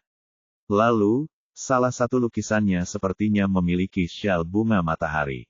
Setelah mendengar apa yang baru saja dikatakan Zhao Yu, seluruh kantor menjadi sunyi. Setelah 5 detik, Li Bei ini adalah orang pertama yang bertanya, "Senior, apakah Anda yakin? Tapi, apakah itu syal?" Tunggu sebentar, tiba-tiba, Zhao Yu teringat bahwa, di bilah perangkatnya sendiri, ada perangkat yang disebut perangkat pemutaran memori. Setelah menggunakan perangkat ini, Anda dapat mengingat kembali memori masa lalu dan menyajikannya. Karena ia memiliki 5 perangkat semacam itu, ia ingin mencoba satu untuk menguji efek perangkat ini. Jadi, Zhao Yu segera mengaktifkan perangkat tersebut. Seperti perangkat pemutar memori sebelumnya, ia harus memasukkan rentang waktu yang tepat untuk mengambil memori tersebut, dan perangkat tersebut hanya dapat mengambil memori hingga 10 menit. Untungnya, Zhao Yu ingat dengan jelas saat dia tiba di rumah Lan Xuping. Setelah memasukkan waktu, layar tampilan muncul di otaknya, dan Zhao Yu mengingat kembali kenangan pagi ini. Di layar, Zhao Yu dengan cepat melihat pemandangan yang disaksikannya di kamar tidur Putri Lan Xuping, dengan sudut pandangnya, yang semuanya telah dilihatnya pagi ini. Dengan gerakan sudut, dia akhirnya melihat lukisan-lukisan di dinding. Sungguh, di antara banyak karya seni, Zhao Yu melihat lukisan dengan syal bunga matahari. Putri Lan Xuping memang sangat berbakat dalam melukis. Meskipun lukisan itu penuh dengan kepolosan masa kecil, lukisan itu digambar dengan sangat terampil dan sangat nyata. Zhao Yu langsung tahu bahwa syal bunga matahari pada lukisan itu dan syal yang dikenakan wanita dalam video WeChat itu adalah satu dan sama.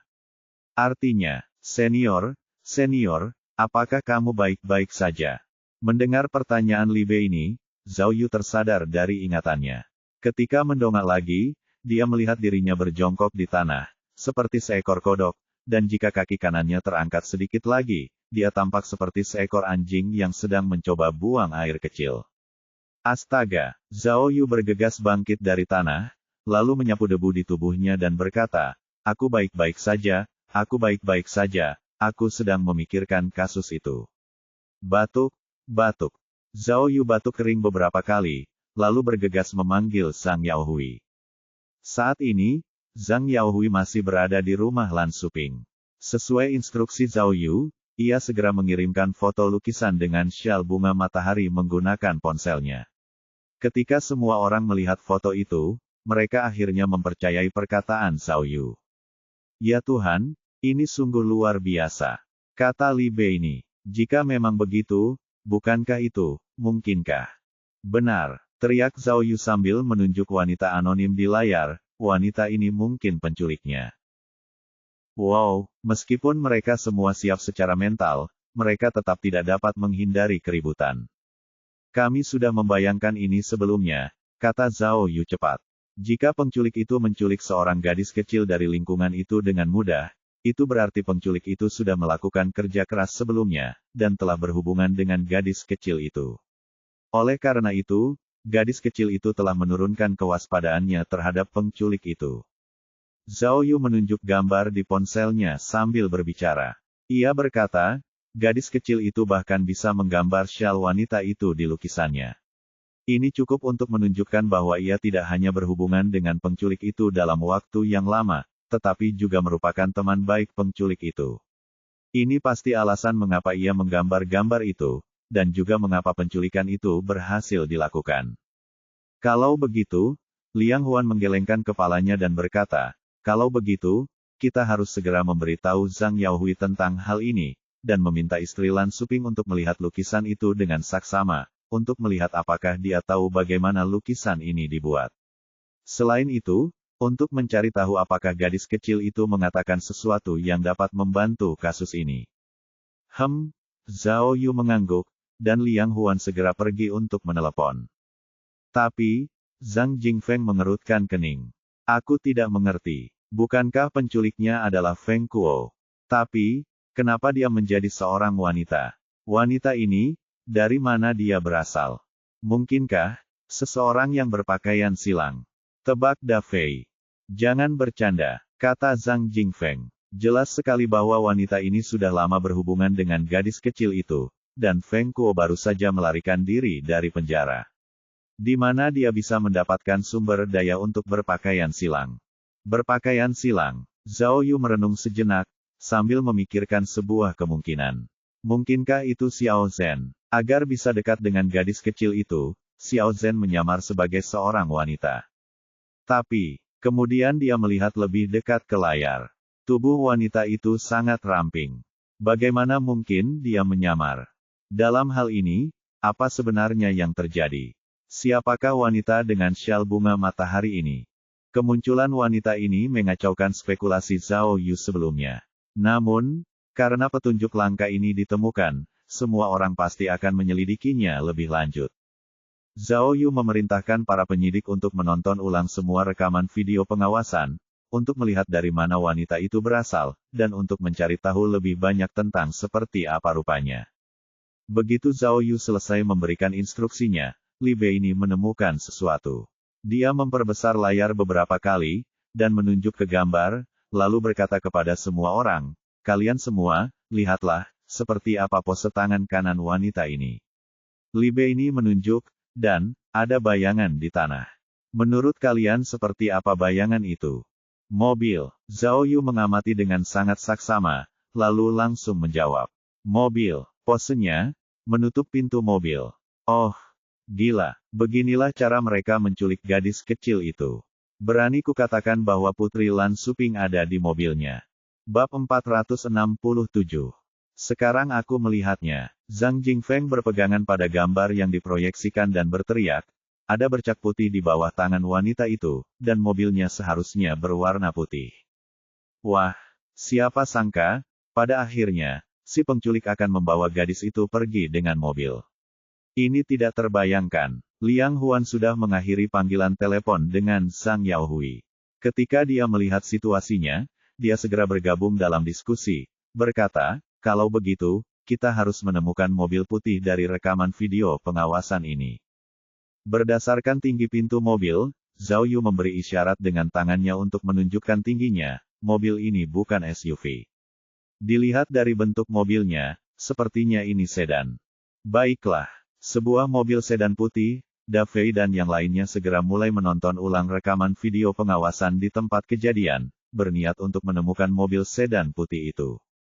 Detektif polisi sibuk mencari sementara Zhao Yu menatap wanita dalam video itu, tenggelam dalam pikirannya. Kenapa? Kenapa harus wanita? Siapakah wanita ini?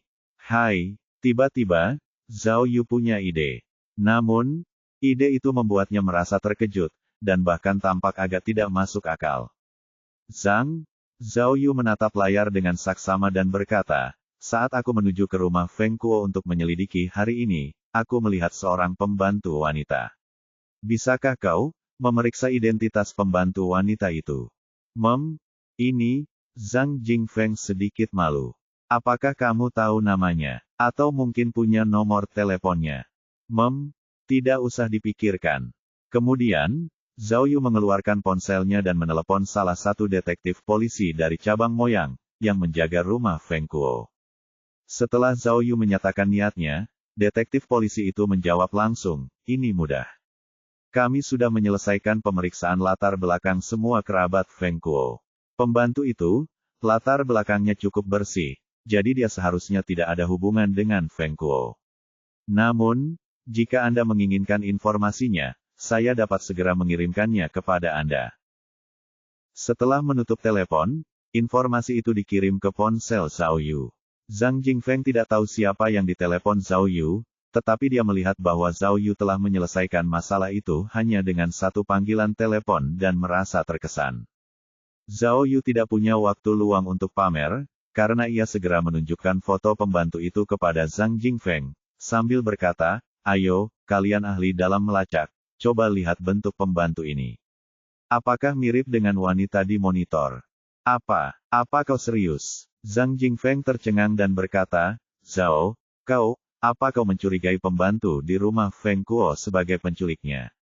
Ini, sepertinya sedikit konyol.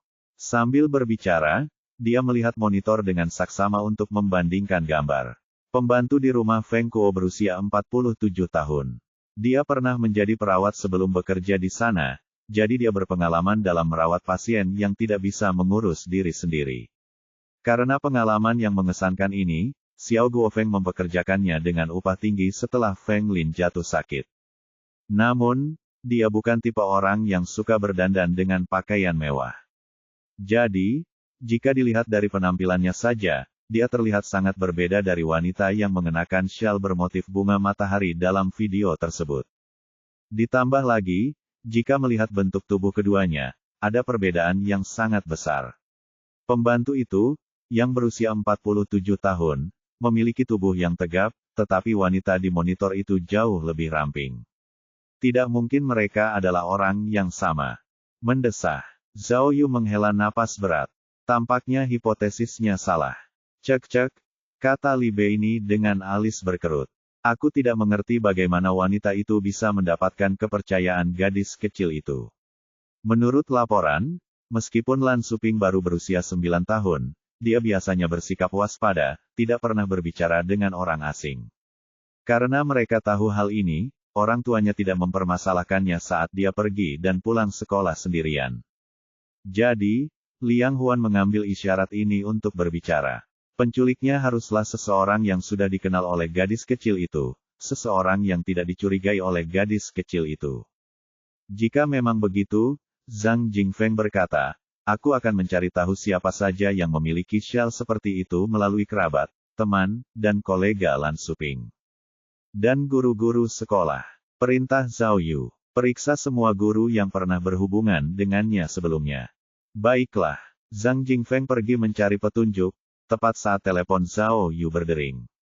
Itu dari Zhang Jingfeng. Zhang Jingfeng memberitahu Zhao Yu melalui telepon bahwa dia telah bertanya kepada istri dan kerabat Lan Suping, tetapi tidak ada yang tahu apapun tentang syal bermotif bunga matahari atau wanita yang mengendarai mobil putih itu.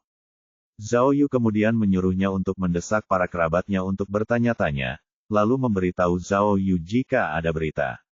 Setelah menutup telepon, bahkan sebelum Zhao Yu sempat merasa tenang, pihak Da Fei sudah membuat beberapa kemajuan.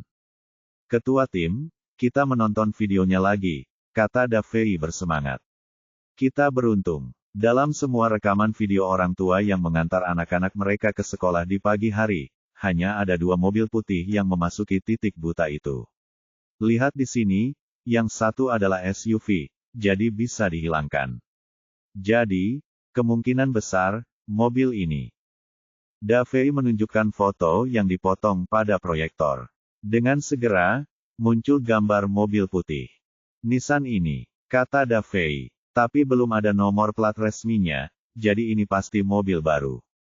Zhao Yu mengamati dengan saksama, dan segera menyadari ada masalah. Mobil ini tidak memiliki plat nomor, jadi ini mobil baru, tetapi filmnya hampir sepenuhnya berwarna. Jadi, orang tidak dapat melihat ke dalam mobil sama sekali dari luar. Ya, Liang Huan menambahkan, tak perlu dikatakan lagi, pasti mobil ini. Lalu, apa yang sedang kamu lakukan, Liang? Tanya Zhao Yu. Ini Nissan Sylphy. Cepat dan tanyakan pada pedagang 4S. Periksa berapa banyak model yang sama persis yang telah terjual baru-baru ini, lalu lihat siapa yang belum mendapatkan plat nomornya. Oh, Liang Huan tidak dapat mengikuti langkah Zhao Yu. Ia tertegun selama 2 detik, lalu akhirnya menjawab, mengangguk tanda setuju dengan instruksi yang diberikan. Ketua tim, kata Da Fei, mobil ini melaju ke sana sekitar pukul 7.35 pagi. Saat itu, gerbang sekolah seni belum dibuka. Jadi, seharusnya mobil itu berada di titik buta untuk waktu yang lama.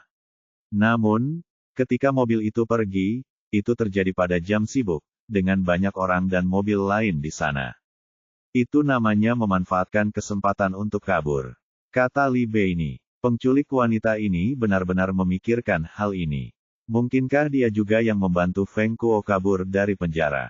Li Bei ini menanyakan pertanyaan terakhir ini, membuat semua orang penasaran. Siapakah wanita ini sebenarnya? Aku menemukannya. Xiao Bai, yang sedang bersandar di dinding dan duduk, tiba-tiba berdiri dan berkata, Ketua tim, aku menemukan foto bagian depan mobil dari kamera pengawas utama. Cepat, lihat. Saat foto diproyeksikan ke monitor, semua orang melihat dengan jelas bahwa pengemudi Nissan putih itu adalah wanita yang sama dengan syal bermotif bunga matahari. Karena syal bermotif bunga matahari itu sangat menarik perhatian, semua orang dapat langsung mengenalinya. Namun, tanpa diduga, wanita itu juga mengenakan kacamata hitam yang sangat besar. Ditambah lagi silau dari kaca depan, semua orang kesulitan melihat seperti apa rupa wanita itu. Mereka hanya bisa melihat bahwa dia berdandan rapi, muda, dan cantik. Xiao Bai, terus dapatkan informasi dari video itu. Perintah Zhao Yu. Coba lihat apakah kamu bisa menemukan arah mobil itu melaju. Baiklah. Xiao Bai setuju dan terus bekerja. Pada akhirnya, ketika Xiao Bai kembali ke mejanya, ritme penyelidikan tiba-tiba melambat. Untuk waktu yang lama, detektif polisi tidak menemukan petunjuk baru. Meskipun penculik wanita yang mencurigakan dan mobilnya telah terungkap, tidaklah mudah untuk menemukan keberadaannya yang sebenarnya. Cek. Zhao Yu berpikir sejenak, lalu perlahan menemukan kemungkinan lain. Bagaimana jika penculikan Putri Lan Suping tidak ada hubungannya dengan Feng Kuo? Bab 468. Apakah ini mungkin? Zhao Yu merenungkan apakah kasus penculikan itu ada hubungannya dengan Feng Kuo, dan jika ya, bagaimana situasinya? Meskipun Lan Suping menerima pesan teks yang mengancam, yang merujuk pada kejahatan yang dilakukan 10 tahun lalu, bagaimana jika pesan tersebut tidak merujuk pada kasus Liu Jiao? Namun, sebaliknya, merujuk pada dosa-dosa lain yang telah dilakukan Lan Suping saat itu. Dia bisa saja berpapasan dengan seseorang, dan orang itu mungkin akan kembali untuk membalas dendam. Apakah hanya kebetulan bahwa Feng Kuo melarikan diri dari penjara saat ini? Apakah begitu? Meskipun semua ini mungkin saja terjadi, dari sudut pandang Zhao Yu, dia tidak percaya akan ada kebetulan seperti itu. Penculikan Putri Lan Suping kemungkinan besar terkait dengan Feng Kuo. Bahkan jika penculiknya bukan Feng Kuo sendiri, dia tidak dapat menghindari dicap sebagai salah satu tersangka utama. Petualangan ini telah selesai dengan tingkat penyelesaian 93%. Selamat, Anda menerima perangkat tersembunyi. Mohon periksa dan terima. Tanpa diduga, ketika Zhao Yu sedang berpikir keras, sistem keajaiban tiba-tiba memberitahunya tentang selesainya petualangan. Mendesah. Zhao Yu menghela napas, lalu bergumam pada dirinya sendiri, "Bos sistem keajaiban, kamu harus muncul saat ini dan membuatku takut." Zhao Yu kemudian memeriksa bilah alat tersebut, dan menemukan bahwa ia telah menerima sebuah alat yang disebut agen penyebar alkohol. Alat ini tampak sangat menarik. Pendahuluannya mengatakan bahwa, setelah menggunakan alat ini, alkohol dapat disebarkan ke seluruh tubuh, dan seseorang tidak akan mabuk, bahkan setelah minum 1000 gelas alkohol. Oleh karena itu, dengan alat ini, Zhao Yu tidak perlu khawatir lagi tentang pertandingan minum-minum dengan orang lain. Namun, karena dia berada pada saat yang kritis dalam memecahkan kasus tersebut, tentu saja dia tidak ingin terganggu. Namun, karena tengah malam telah berlalu, ia perlu membuka heksagram baru lagi, untuk melihat apakah akan ada heksagram, gen, yang sangat dinanti-nantikan pada hari baru ini. Tentu saja, karena ada begitu banyak orang di kantor, Zhao Yu malu untuk merokok dan membuka heksagram di depan umum. Jadi, ia mengambil selembar kertas dan pena, dan menuju ke kamar mandi. Setelah membuka heksagram di kamar mandi, ia menuliskan puisi heksagram tersebut. Sungguh kejutan yang menyenangkan bahwa heksagram, gen, yang ditunggu-tunggu itu terbuka. Namun, itu adalah heksagram, Dui Gen, dengan gen di belakang judul penamaannya. Karena heksagram, gen terus-menerus terbuka, semangat dan suasana hati Zhao Yu meningkat pesat. Dari sudut pandang ini, tidak peduli apakah itu merujuk pada penyelidikan kemarin, atau pemikirannya tentang cara menangani kasus tersebut, heksagram tersebut menunjukkan bahwa ia sangat dekat untuk menemukan kebenaran. Setelah kembali ke kantor, Zhao Yu secara alami merasa perlu untuk memecahkan petualangan gandanya, sesuai dengan caranya sendiri. Hasilnya, sesuatu yang lebih menarik terjadi. Ketika Zhao Yu membandingkan angka-angka tersebut dengan peta, ia menemukan bahwa lokasi, tempat petualangan duplikat akan terjadi, akan lebih dekat daripada lokasi kemarin. Faktanya, lokasi persisnya ternyata berada di gedung cabang Rongyang. Mungkinkah ini benar? Dia memikirkan angka-angka di kepalanya, 38 meter jauhnya, 13 meter tingginya. Zhao Yu menggunakan penggarisnya untuk mengukur denah gedung kantor. Lokasinya menunjuk ke pintu masuk kantor di lantai 3 cabang Rongyang. Kantor ini, Zhao Yu teringat bahwa itu seharusnya lokasi Biro Informasi Publik kantor polisi. Dia melihat waktu petualangan ganda itu. Besok pagi jam 8, waktu yang tepat untuk mulai bekerja. Ini menarik. Zhao Yu penasaran dengan apa yang akan terjadi besok. Berdasarkan pengalamannya menyelesaikan petualangan duplikat, Zhao Yu mengamati bahwa petualangan duplikat ini dan petualangan utama tampaknya tidak memiliki hubungan. Dengan kata lain, tujuan petualangan duplikat murni untuk mengumpulkan poin, bukan untuk membantunya memecahkan kasus. Namun, karena jarak lokasinya sangat dekat, tentu saja, dia tidak ingin melewatkan kesempatan untuk mengumpulkan lebih banyak poin. Setelah memilah informasi yang terekam, Zhao Yu mengesampingkan sistem keajaiban petualangannya, dan terus bekerja memecahkan kasus tersebut. Namun, meskipun waktu telah berlalu cukup lama, kemajuan kasus tersebut masih cukup lambat saat ini. Xiao Bai dan Da Fei memeriksa rekaman kendaraan mobil Nissan tersebut. Namun, saat mobil tersebut tiba di area terbuka yang liar dengan sedikit kamera pengawas yang terpasang, mobil tersebut tidak dapat dilacak lebih jauh lagi. Hal ini disebabkan karena rekaman tersebut tidak dapat memperbesar gambar ke arah tertentu yang dituju mobil tersebut. Untuk melanjutkan pemeriksaan di sepanjang jalur ini, diperlukan bantuan dari Departemen Transportasi, agar dapat mencari di seluruh kota.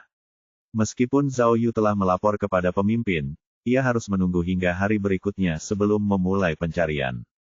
Selain itu, pencarian di area yang begitu luas tidak mungkin membuahkan hasil dalam waktu singkat. Tak lama kemudian, Liang Huan telah menyelesaikan tugas pencariannya. Dalam 1 bulan terakhir, semua toko Nissan 4S di Kinsan telah menjual total 17 mobil dengan model yang sama dengan yang ada dalam video pengawasan. Namun, untuk memeriksa 17 mobil ini dengan saksama diperlukan waktu lebih lama. Karena itu, Zhao Yu harus menunggu dengan sabar. Seiring berjalannya waktu, Zhao Yu kelelahan dan tertidur di mejanya. Tak lama kemudian, ia bahkan tertidur pulas. Zhao Yu tidak tahu berapa lama dia telah tertidur, ketika dia tiba-tiba mendengar sebuah suara memanggil di telinganya. "Senior, senior, bangun, bangun." Apa? Zhao Yu tidak tahu mengapa dia menggigil pada saat itu. Ada apa? Dia melihat sekelilingnya, hanya untuk melihat kantor yang sepi. Sebagian besar penyelidik juga tertidur di meja mereka. Namun, Xiao Bai benar-benar terjaga, dan duduk di meja di sudut. Dia menggerakkan tetikus komputernya. "Senior, kemarilah dan lihatlah." Melihat Zhao Yu terbangun, Li Bei ini berbisik, "Aku menemukan sesuatu." Oh, melihat tindakan misterius Li Bei ini, Zhao Yu penasaran, dan mengikutinya ke komputer. Secara teori, komputer ini milik tim kasus tertutup. Namun, kini, tim tersebut sudah tidak ada lagi, kecuali namanya.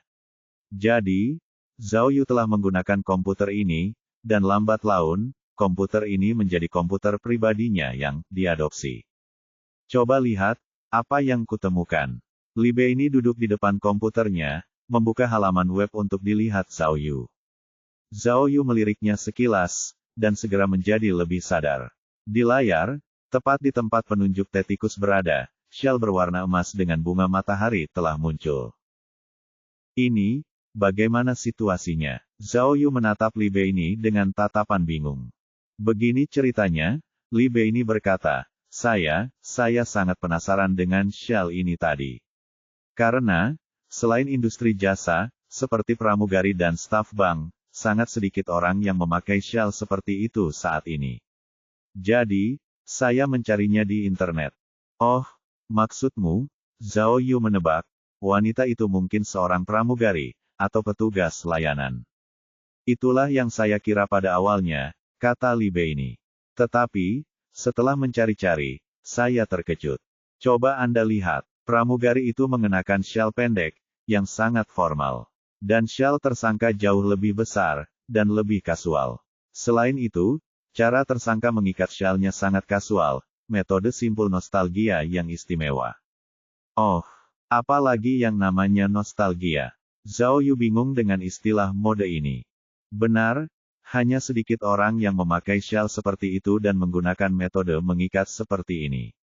Li Bei ini melanjutkan, lalu, saya memasukkan syal bunga matahari sebagai kata kunci pencarian, dan melanjutkan pencarian. Lihatlah hasil pencariannya, saya menemukan ini.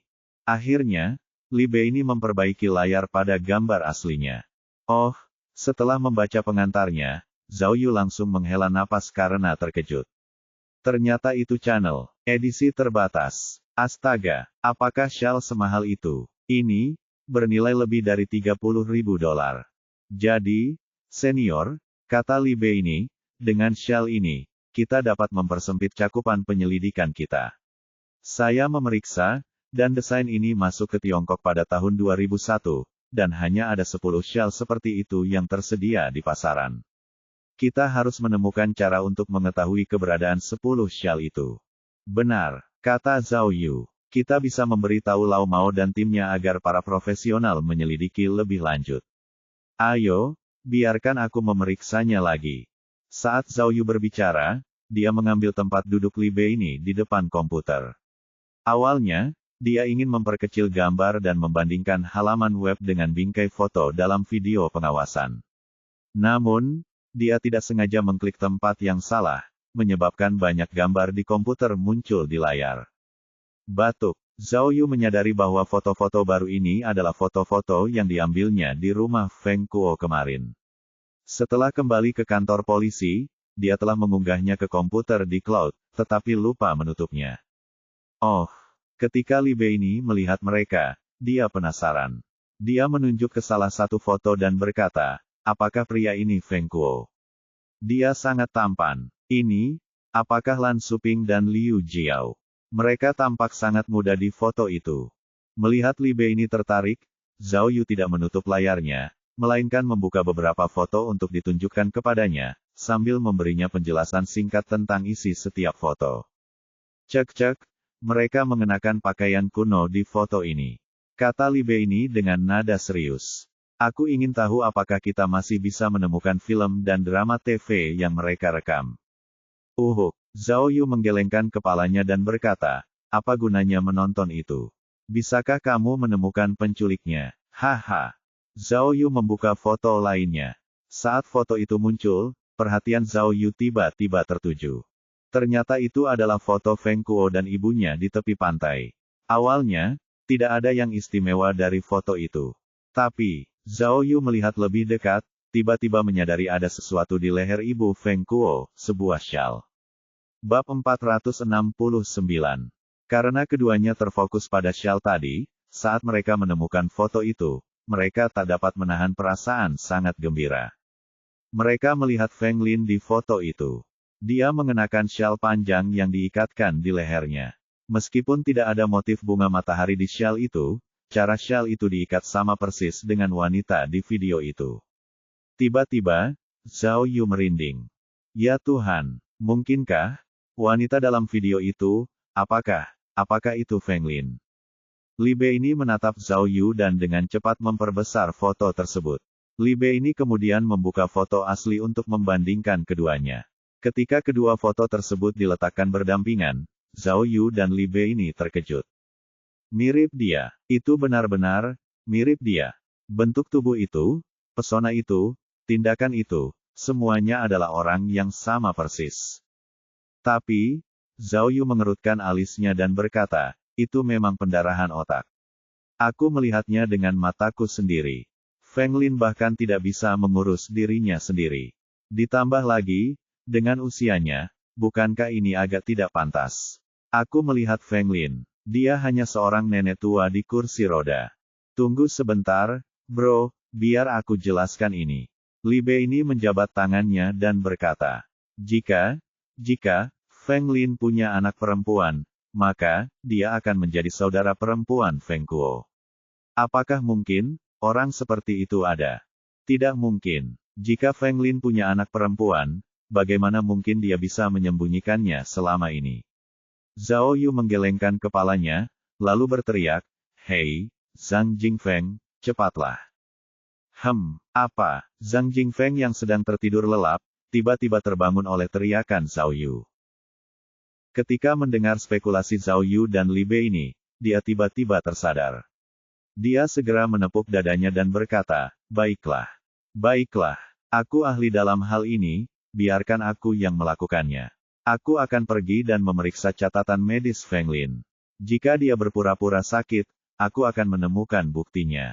Zhang Jingfeng kemudian kembali ke tempat duduknya untuk menyelidiki masalah tersebut lebih lanjut.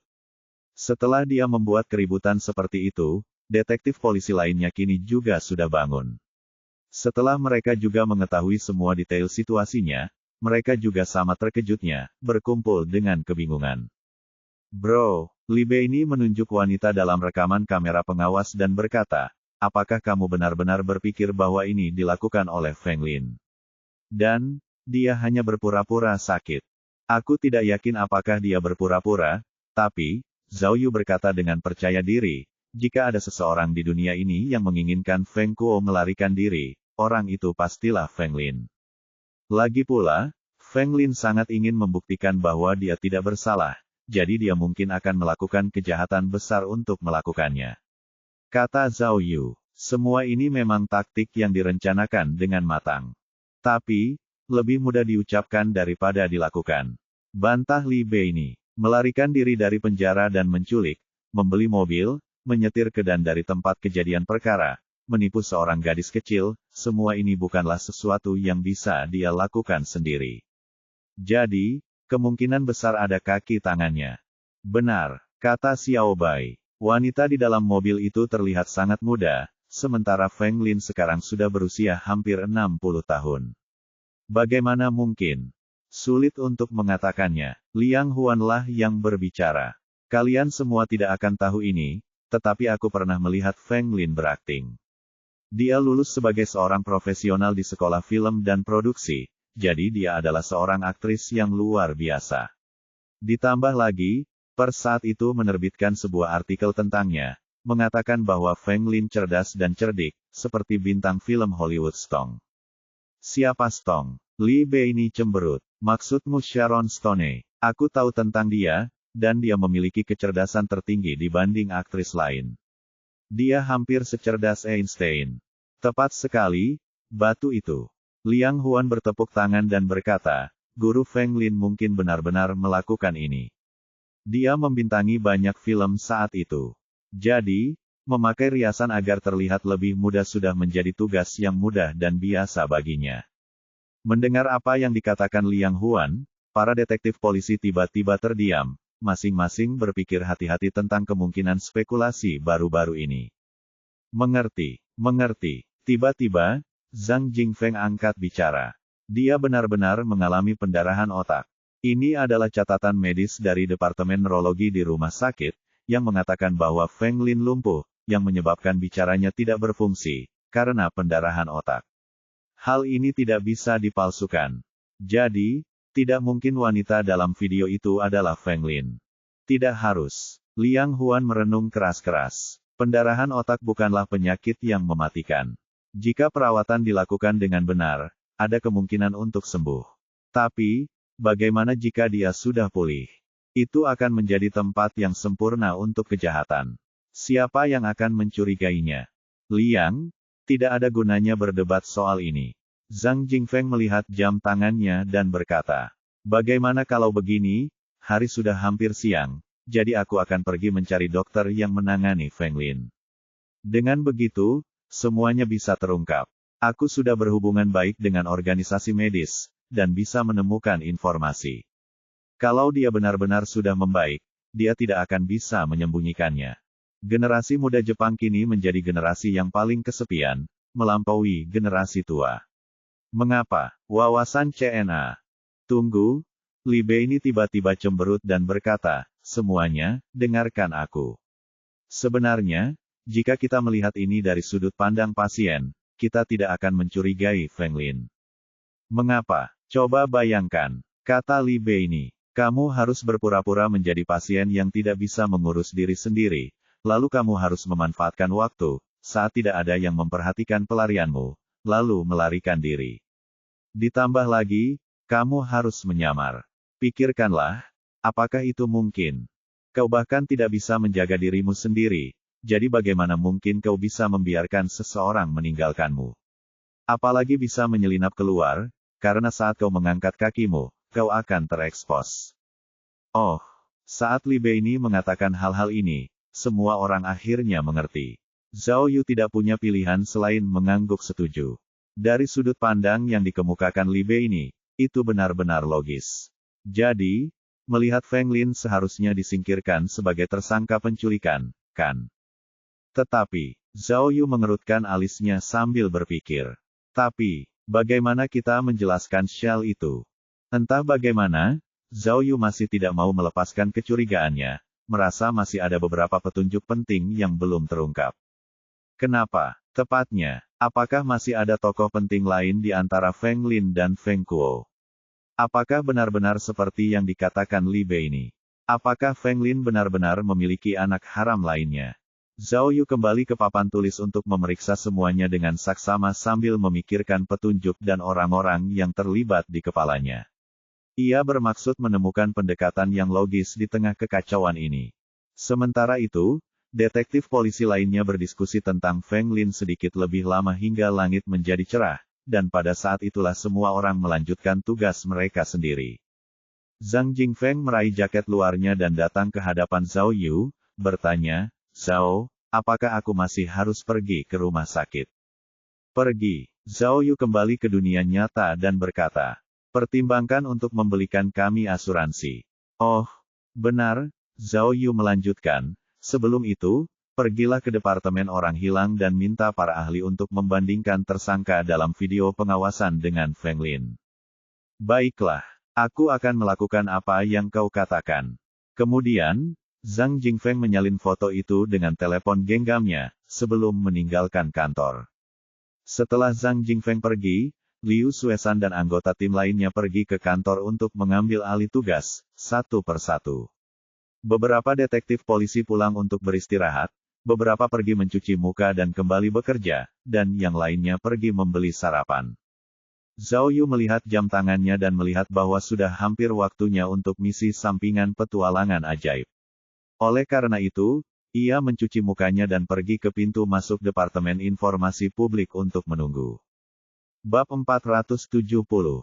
Sama seperti sebelumnya, meskipun Zhao Yu merasa bahwa petualangan duplikat ini sangat menarik, dan sangat menantikannya, petualangan duplikat yang sebenarnya sangat berbeda dari apa yang dia harapkan. Kali ini, tepat ketika Zhao Yu berdiri di lokasi petualangan duplikat, Kepala Departemen Investigasi Ekonomi Rongyang, Kapten Qian, berjalan menghampirinya. "Xiao Zhao," Kapten Qian berkata kepada Zhao Yu dengan antusias, "Aku senang kau ada di sini. Aku akan mencarimu di unit investigasi kasus utama." Kapten Qian. Zhao Yu teringat bahwa dia tidak mengenal Kapten Qian ini. Ketika kami menginterogasi Li Xiaowei, kami menemukan bahwa mereka memiliki uang haram, $300.000 diantaranya sebenarnya ditransfer dari rekening Anda. Kata Kapten Qian, "Saya mendengar dari Li Xiaowei bahwa Anda membantu seorang teman untuk membayar pinjaman. Benarkah itu?" Li Xiaowei. Zhao Yu mengerutkan kening, benar-benar bingung. Nama panggilan Li Xiaowei adalah sosis gendut, keponakan Li Xiuseng. Kapten Qian mengingatkan, berharap ini akan memicu ingatan Zhao Yu. "Oh," Zhao Yu buru-buru mengangguk dan berkata, "Ya, ada rentenir yang mengganggu temanku. Aku membantu teman ini untuk membayar pinjamannya. Ini, seharusnya tidak perlu dikhawatirkan, kan?" "Ahem, apa yang perlu dikhawatirkan?" Kapten Qian tersenyum dan berkata, "Saya datang untuk memberitahu Anda secara langsung, bahwa uang itu telah ditransfer kembali kepada Anda. Uang itu akan segera terlihat di kartu Anda." "Hah?" Zhao Yu terkejut. "Kau mentransfer uang itu kembali kepadaku?"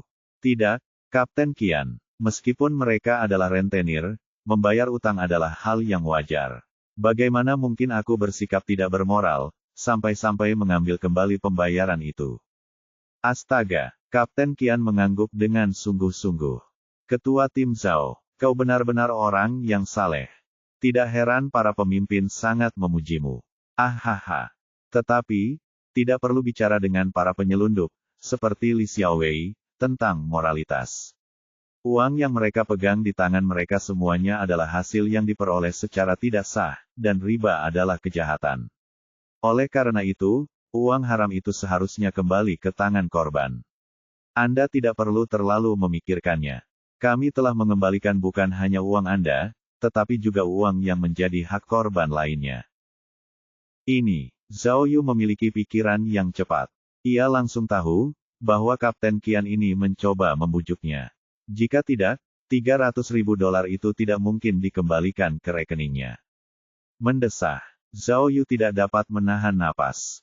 Terkadang, ketika keberuntungan menghampiri Anda, tidak ada cara untuk menghentikannya. Namun, apa yang dikatakan Kapten Qian benar.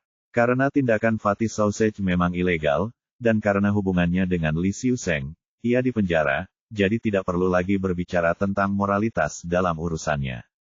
Baiklah, dengan mengingat hal itu, Zhao Yu berterima kasih kepada Kapten Qian, menangkupkan kedua tangannya sapaan tradisional, dan berkata, Kapten Qian, terima kasih. Di masa mendatang, jika Anda butuh bantuan dari saya, jangan ragu untuk mengatakannya. Tidak perlu mengucapkan terima kasih, lagi pula, kau adalah saudaraku. Kapten Qian tersenyum dan berkata, aku suka bagaimana kau terus terang, Ketua Tim Zhao. Kita seharusnya lebih dekat, seperti saudara. Tentu saja, setelah aku menyelesaikan kasus ini, aku akan mentraktirmu makan, tanpa diduga, bahkan sebelum Zhao Yu menyelesaikan kalimatnya, ponselnya tiba-tiba berdering. Zhao Yu melihat bahwa penelepon itu adalah Zhang Jingfeng, dan tahu bahwa ia harus menjawab panggilan ini. Jadi, ia tidak punya pilihan selain melambaikan tangan kepada Kapten Qian. Kamu selesaikan saja pekerjaanmu, pergilah. Kapten Qian adalah seorang pria yang bijaksana, cukup bijaksana dan sopan untuk tahu bahwa dia harus segera pergi. Begitu sambungan telepon tersambung, Zhao Yu mendengar suara emosional Zhang Jingfeng. Zhao Yu, ada yang tidak beres. Aku berhasil menghubungi Dr. Feng Lin. Tapi, dia berkata bahwa, pada paruh pertama tahun ini, setelah Feng Lin menderita pendarahan otak, dia bertanggung jawab penuh untuk merawatnya, dan kondisinya membaik secara signifikan di bawah perawatannya. Namun, 6 bulan kemudian, Feng Lin tiba-tiba beralih ke dokter pribadi, dan karenanya, tidak lagi dirawat olehnya. Jadi, dia tidak tahu apa-apa tentang keadaannya sekarang. Zhao Yu buru-buru menjawab, lalu bertanya, ini tidak masuk akal. Feng Lin tidak bisa bicara, dan lumpuh. Bagaimana dia bisa mengganti dokternya? Apakah Xiao Guofeng yang melakukan itu? Tidak yakin. Zhang Jingfeng buru-buru menjawab. Saya bertanya kepada dokter, dan dokter juga bingung. Dikatakan bahwa seseorang telah menangani prosedur untuknya, lalu pergi. Jadi, siapakah dokter pribadi ini? Zhao Yu bertanya-tanya dengan keras. Sekali lagi, tidak tahu. Catatan pasien dokter swasta tidak terkoneksi. Jadi, saya curiga ada yang mencurigakan di sini. Kata Zhang Jingfeng. Saya buru-buru memberitahu Anda hal ini, agar Anda dapat memeriksa jaringan Anda yang kuat, untuk melihat apakah mereka mengetahui sesuatu tentang hal ini. Oh, tentu saja. Setelah menutup telepon, Zhao Yu mengambil nomor kontak 2 penyidik dari kantor cabang Moyang. Tepat saat hendak menghubungi nomor tersebut, tiba-tiba ia menyadari bahwa tidak ada gunanya menelepon. Alasannya adalah karena orang-orang di kantor cabang Moyang hanya peduli dengan pelarian Feng Kuo dari penjara, dan dengan demikian, tidak akan memperhatikan riwayat kesehatan Feng Lin. Cek. Zhao Yu melangkah mundur, sambil memikirkan strategi kasusnya. Karena penemuan Zhang Jingfeng, segalanya tampak berubah 180 derajat, kembali ke titik semula. Kecurigaan terhadap Feng Lin tiba-tiba meningkat tajam. Mungkinkah dia sudah pulih dari penyakitnya? Dan, jika memang begitu, dia telah membantu Feng Kuo melarikan diri dari penjara, sebelum menculik anak Lan Suping. Kesimpulan Li Bei ini memang tidak masuk akal. Jika Feng Lin berpura-pura sakit untuk menyelamatkan putranya, dia pasti memiliki kebebasan untuk melakukannya. Lalu, bagaimana dia melakukan hal-hal ini? Di bawah pengawasan ketat dari semua orang di sekitarnya. Tunggu. Ketika Zhao Yu tiba di pintu kantor, dia tiba-tiba teringat cara untuk segera mengetahui kebenarannya. Xiao Guofeng, ya, daripada malu-malu, lebih baik terus terang saja. Memikirkan hal ini, Zhao Yu mengambil nomor kontak Xiao Guofeng, dan langsung meneleponnya. Halo, apakah ini Xiao Guofeng? Kata Zhao Yu, berpura-pura tenang. Saya penyidik dari cabang Moyang. Kita bertemu kemarin. Baiklah, saya ingin menanyakan beberapa pertanyaan hari ini, mengenai kondisi Nona Feng Lin.